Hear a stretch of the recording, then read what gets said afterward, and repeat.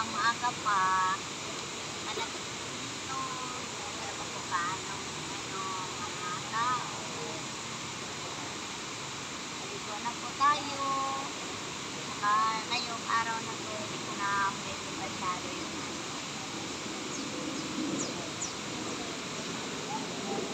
ano yan, baby? Yan?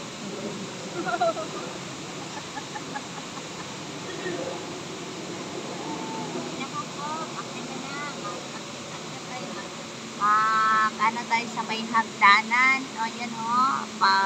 Lakas tayo ng food. Akyat baba tayo sa hagdan. At meron naman. Ang ganda po dito kasi gray nature. Ayan o.